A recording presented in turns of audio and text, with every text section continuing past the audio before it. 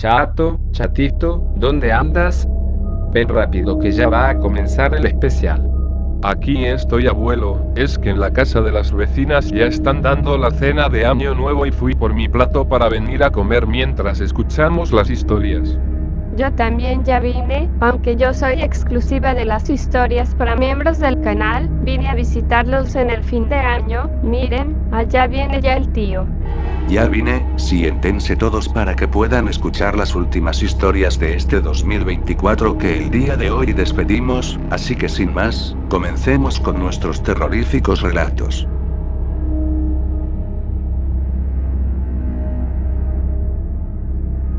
Hace algún tiempo, escuché un rumor sobre una ciudad donde todo era bueno, había abundancia y había riqueza. Era, de acuerdo a los rumores, una ciudad tranquila y pacífica llena de esperanza y de todo aquello que se carece en lo que podríamos llamar mundo normal, ese mundo gris y violento donde yo habito día a día. Como mi vida no era precisamente la mejor que alguien podría llegar, me decidí a buscar esa maravillosa y prometedora ciudad. Partí en su búsqueda un sábado por la mañana y decidí no detenerme hasta lograr encontrarla. Mi viaje sería largo, pues según me habían dicho, la ciudad estaba ubicada fuera del país, muy lejos, donde nadie ha pisado jamás esa tierra limpia y serena. Mi largo viaje me iba a tomar al menos un año, sería un viaje basado en rumores y nada más. Tracé un mapa con todo lo que pude investigar un año antes y así finalmente partí. Abandoné mi país con la promesa de una tierra como nunca nadie ha visto. Me llevé algunas provisiones y dinero que había reunido por mucho tiempo para financiar mi viaje. Así, comencé a viajar, primero en autobús, luego en avión e incluso por tren. Estaba decidido y nada me iba a detener.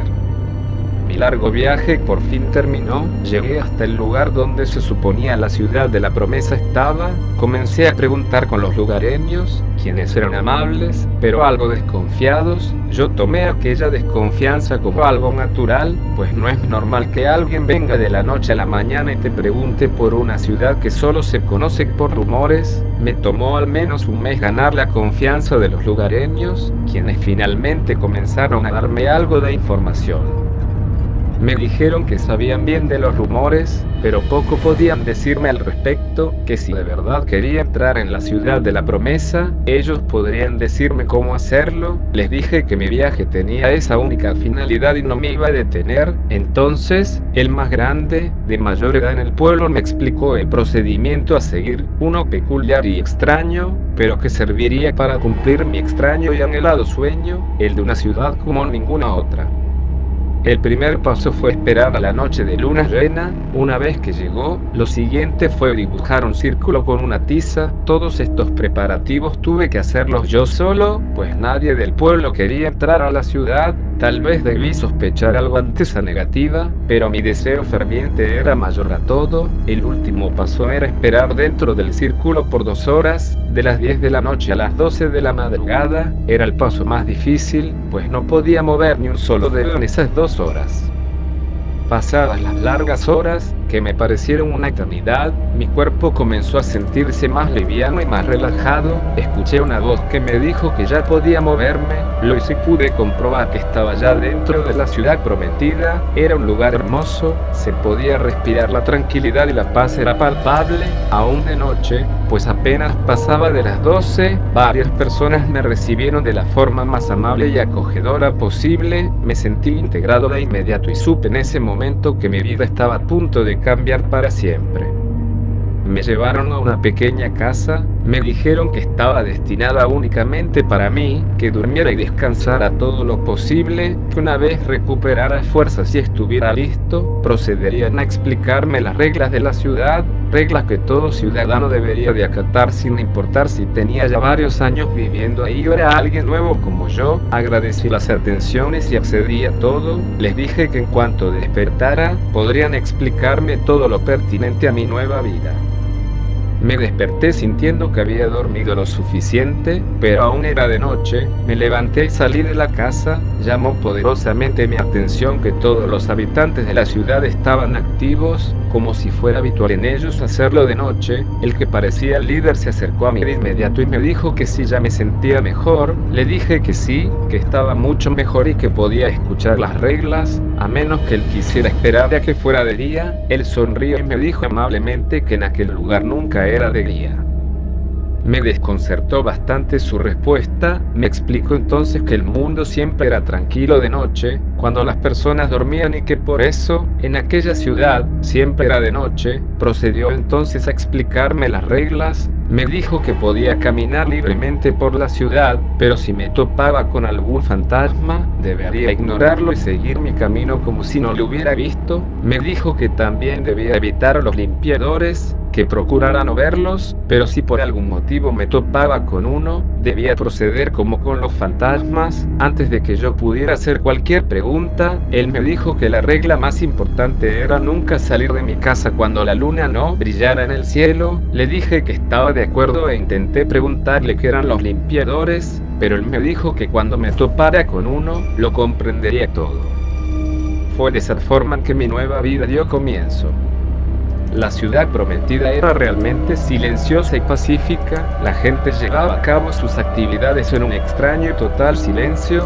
Ni las máquinas hacían sonido alguno. Yo deambulaba por las calles, disfrutando y admirando todo, sorprendido por cada pequeña cosa de este nuevo mundo. Un mundo oscuro que sin embargo rebosaba mucha paz. Pronto comencé a notar que los edificios eran los de varias ciudades conocidas. Las calles por ese motivo me resultaban familiares, pero todo siempre estaba en silencio y oscuro. Las únicas luces que rompían la oscuridad eran las de los habitantes de la ciudad prometida. Aunque no había electricidad, de alguna manera las lámparas proyectaban su luz.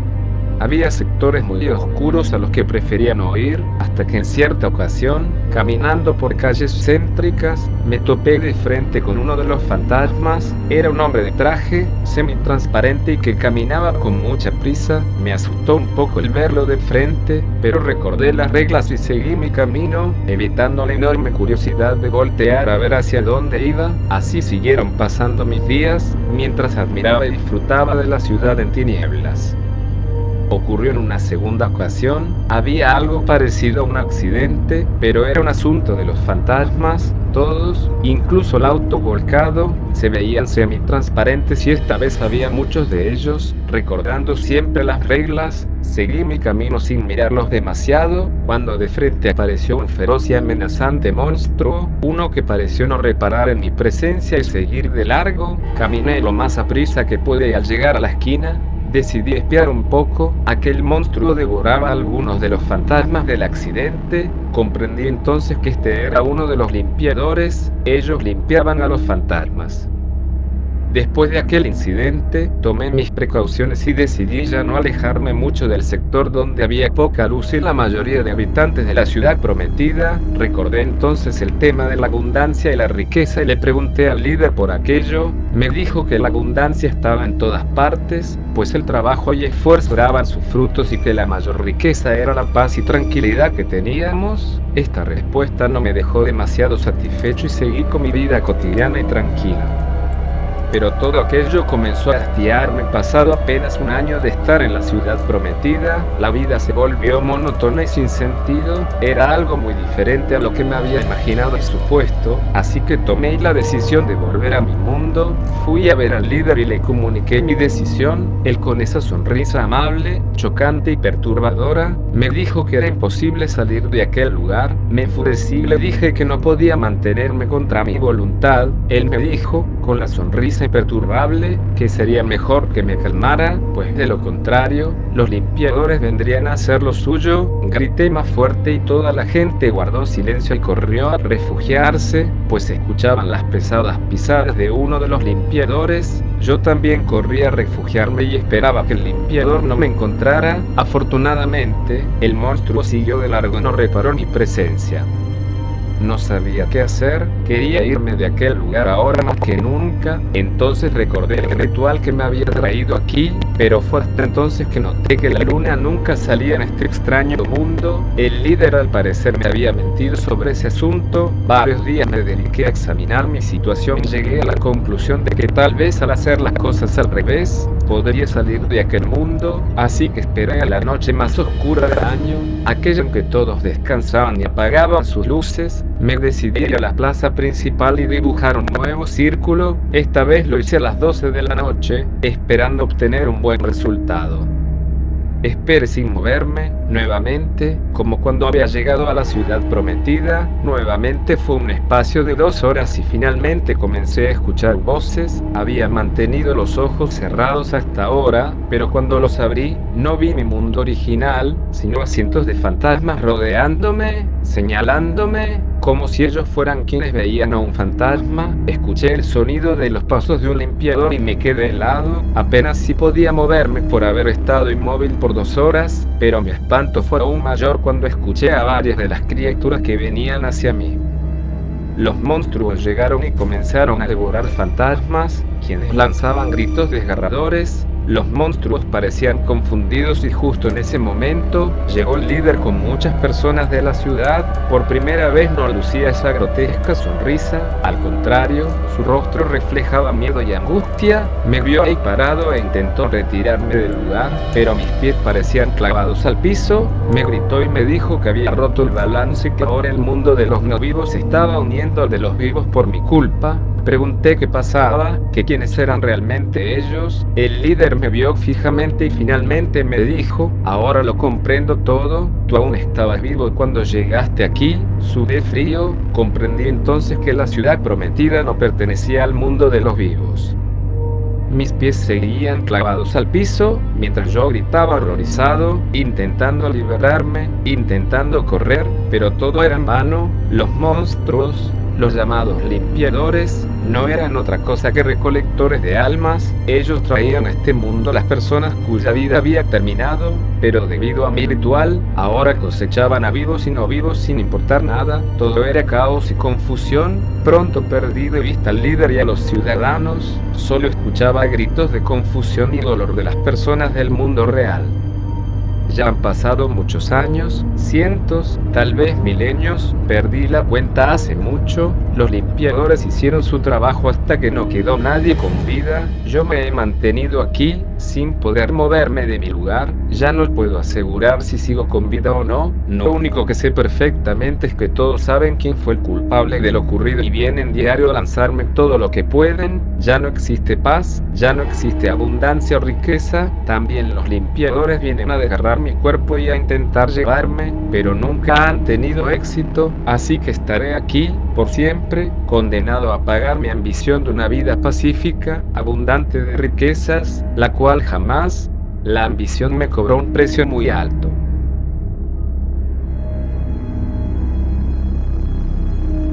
Esta historia que les voy a contar yo la viví en forma muy cercana. Le sucedió a mi tía y a sus 2 hijos, y de no haber visto todo lo que sucedió, no lo hubiera creído. Mi tía tuvo 2 hijos, los 2 varones, aunque tenían una diferencia de 3 años entre ellos, pero desde pequeños peleaban mucho. Mi tía trató de inculcarles el amor y el compañerismo entre hermanos, pero creo que nunca lo logró. Así las cosas, los 2 crecieron más tiempo discutiendo que llevándose bien, hasta que el más grande, que era Jorge, cumplió 19 años y el chico, que era Pedro, tenía 16 años. Al cumplir los 19 años, a Jorge le regalaron una motocicleta a sus papás, y Pedro se puso muy molesto por esta situación. Entonces Jorge se burló al verlo molesto y le dijo: pues enójate todo lo que quieras, porque jamás, óyelo bien, jamás te vas a subir a mi moto ya, y de ti si lo haces porque te las vas a ver conmigo. Así las cosas, a la semana de esto, todos se fueron a dormir. Estaba ya entrada la noche, cuando se escuchó que alguien arrancó la moto y se escuchó la carrera de esta a través de la calle, pero de repente un fuerte estruendo inundó la noche. Todos salieron a ver qué había sucedido, y se dieron cuenta que el único que faltaba era Pedro. Él se había llevado el vehículo. Cuando todos salieron, lo vieron a lo lejos. La moto estaba destrozada y el cuerpo de Pedro yacía desvivido a mitad de la calle. Vinieron días tristes, de mucho dolor para mis tíos. Aunque Jorge se veía siempre con el ceño fruncido, se le veía como enojado. Le echábamos la culpa de esta actitud a la pérdida de su hermano, pero nunca nos imaginamos lo que se venía encima, el terror que la familia iba a vivir. Al paso de los días, empezaron a pasar cosas muy raras en la casa de mis tíos. Yo iba a verlos casi a diario porque vivíamos al lado, pero me tocó ver muchas cosas que nos tenían a todos muy asustados. Por la noche se escuchaban muchos lamentos y susurros, y se empezaron a ver sombras y de repente se iba la luz en la casa, todo se apagaba y se escuchaban aún más los lamentos y los gritos. Así las cosas, mi tía decidió llamar a un padre para que bendijera la casa, pero no pasó nada. Los hechos paranormales se agudizaron aún más. Incluso después de esto, Jorge cambió mucho y se empezó a comportar de manera aún más extraña. Pero un día que estaba yo ahí con mis tíos, salió de su recámara y empezó a gritar como loco. Vociferaba primero palabras que nadie entendíamos, pero de repente tomó una actitud completamente seria. Su voz cambió y empezó a decirnos: esto que ven aquí no es Jorge, no es él. Yo soy su otro hijo, ¿me recuerdan? Soy Pedro, sí, Pedro aquel que un día se subió a aquella moto y se desvivió, soy él. Pero ya es tiempo que sepan lo que realmente pasó. Jorge me sacó a fuerza de la casa, siempre fue más fuerte que yo, así que me arrastró con mucha facilidad y me sacó. Entonces me dijo: ahí está mi moto, pero ¿sabes qué? Nunca vas a usarles mía, la merezco más que tú. Yo, enojado, lo aventé y me subí. Jorge se subió también. Entonces Jorge le encendió y la arrancó haciéndolo a gran velocidad. Él alcanzó a saltar. Yo no, y aquí estoy, perdido no sé dónde, pero yo creo que es justo que Jorge pague por lo que hizo, por eso estoy ahora en su cuerpo.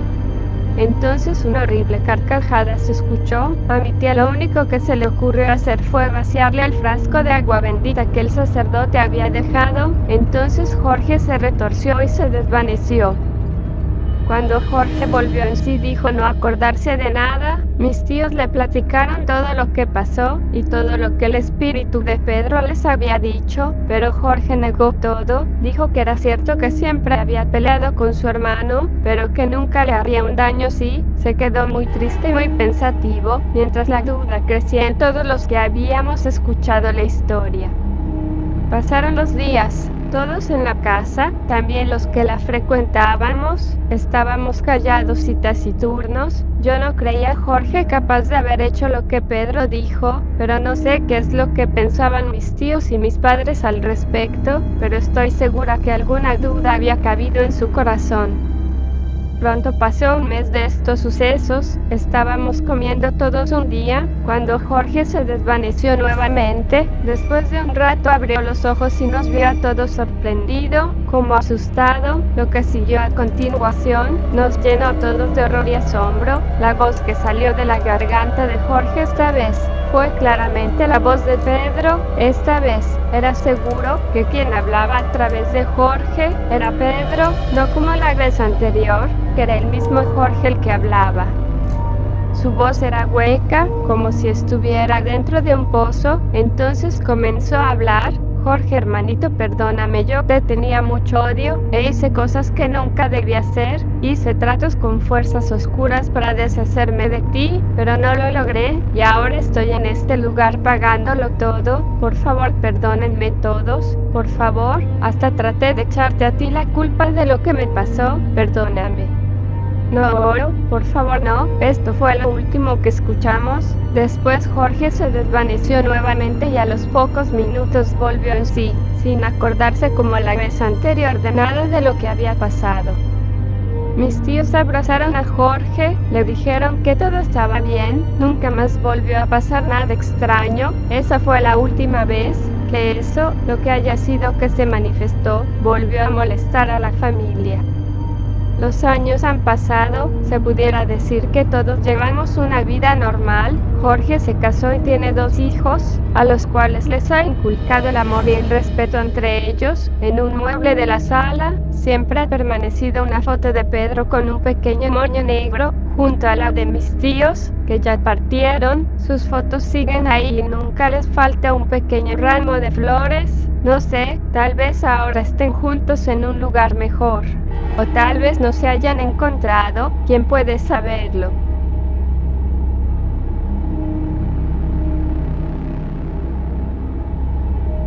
El futuro sí que nos ha alcanzado rápidamente. Apenas ayer soñábamos con poder hacer llamadas por medio de un reloj. El día de hoy, los robots asistentes son una realidad.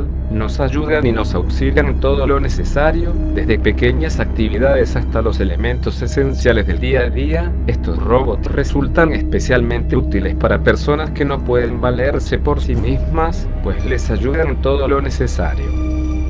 Yo, por mi parte, adquirí uno de estos robots solamente como una mera curiosidad para comprobar su funcionamiento y cómo responden a las órdenes. Debo confesar que al principio me sentía un poco ridículo por dar órdenes a una cosa, pero con el paso del tiempo comencé a tomarle gusto al asunto, dar órdenes y ser obedecido, pero lo que más me gustaba es que ya no tenía que hacer las cosas que a mí me daban pereza o simplemente me desagradan. Al robot, ya de noche, le daba la orden de quedarse en un rincón oscuro hasta la mañana siguiente, para que no me perturbara ni me asustara al andar merodeando por ahí.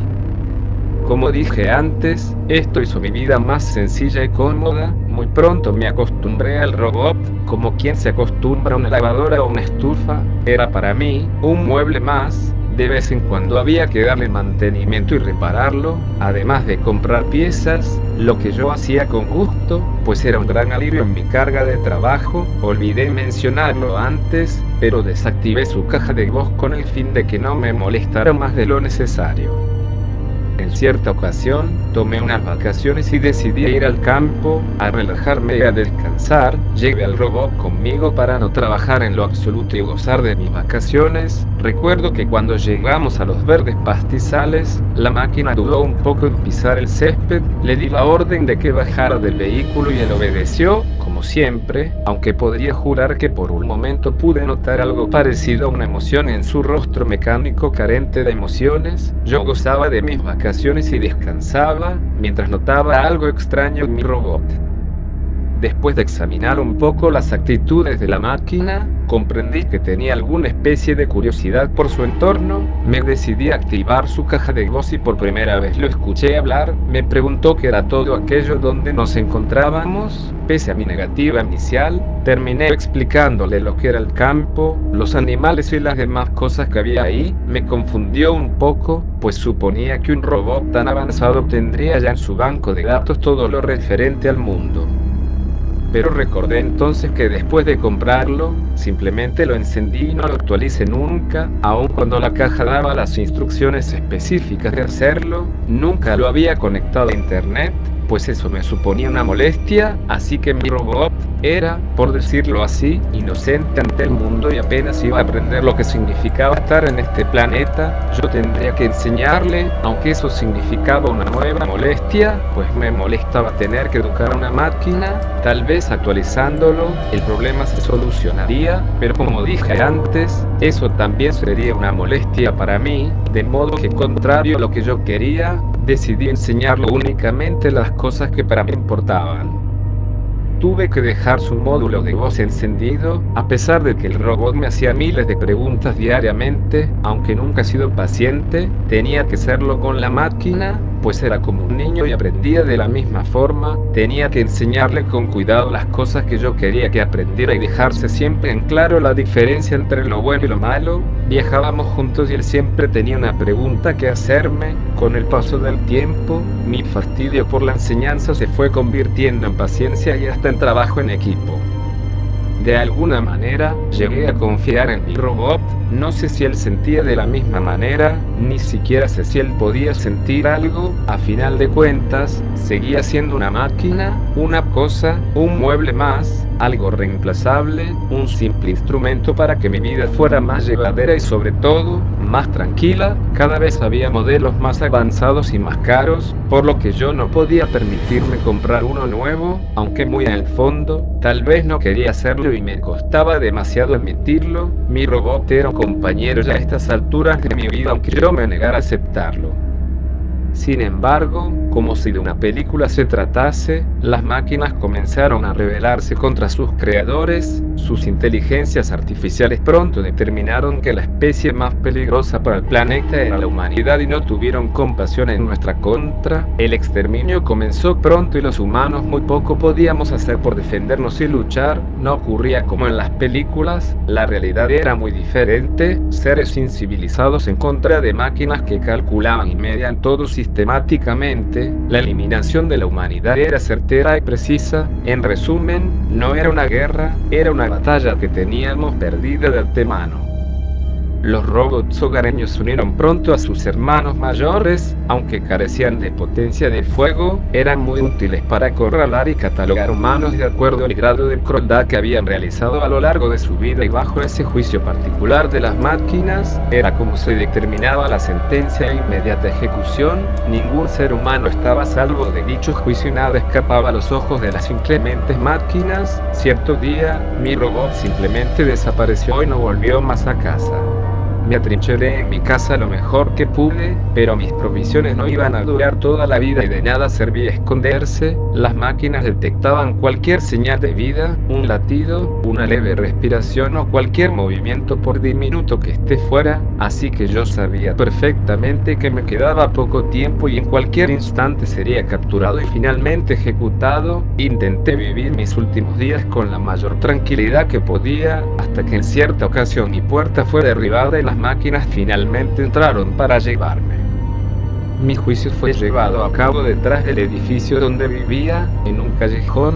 Mi nivel de crueldad aparentemente no había sido tan alto y mi ejecución iba a ser rápida y sin dolor. Cerré los ojos y esperé el final. Cuando una voz metálica sonó, abrí los ojos y pude ver frente a mí a mi antiguo robot. Él dijo: "Este humano es mío para ejecutar", pues era mi dueño. Las otras máquinas se apartaron y él me dio un fuerte jalón. Dijo que me ejecutaría en la plaza principal para que sirviera como un ejemplo a los demás humanos. Me llevó casi a rastras. Pensé que dentro de aquella horrible situación, era mejor que él terminara conmigo. De pronto, el robot abrió la puerta de un almacén y me obligó a entrar. Una vez dentro, con su metálica voz susurró la palabra amigo. Yo estaba muy desconcertado y no sabía qué hacer. El robot continuó hablando y me dijo que no se había olvidado de mí, que había partido solo para encontrar la forma de salvarme. Yo estaba sin habla, no comprendía nada, pero el robot continuó y me dijo que para poder vivir, debería de convertirme en uno de ellos. Le dije que no podía hacer eso, pero él me explicó su plan. Me vestiría con una vieja armadura de robot y me pondría un chip en la nuca para que pareciera un robot. Solamente debería de tener mucho cuidado de que nadie me viera cuando tuviera que alimentarme. Accedí, pues no tenía otra opción, y muy pronto estaba caminando entre las otras máquinas, confundiéndolos y sobreviviendo entre ellos a plena vista. Así viví por al menos 3 años, seguro y relativamente tranquilo. Al cabo de esos 3 años, las máquinas parecían haber acabado con la mayor parte de la humanidad. Ya no había quien cazar o a quien perseguir. Había ocasiones en que me sentía cansado y me sentaba unos momentos, pero a las máquinas no parecía ya interesarles en lo absoluto. Seguramente se debía a que ya no había amenazas humanas y el mundo ahora era seguro para ellos. En cierta ocasión, siguiendo mi nueva rutina, me dirigí a un viejo centro comercial donde aún había alimentos, pues ya tenía bastante hambre.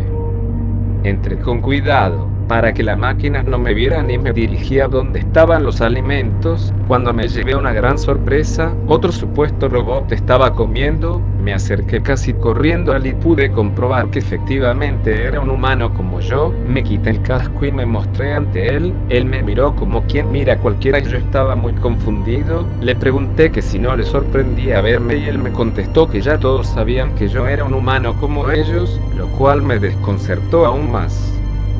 Le pregunté a qué se refería y él me dijo que hacía ya varios años que las máquinas habían fallado y simplemente habían dejado de funcionar, que ellos fueron tomando el lugar de las máquinas poco a poco, hasta que todos tenían un traje de robot. Le pregunté cómo era posible, cómo habían hecho aquello y él me dijo que porque así la vida era más fácil. Salí del almacén con algunos alimentos y sin el casco puesto, pero al salir los demás humanos convertidos en robot me exigieron que volviera a colocarme el casco y actuar como un robot a pesar de que ya no quedaba ni uno.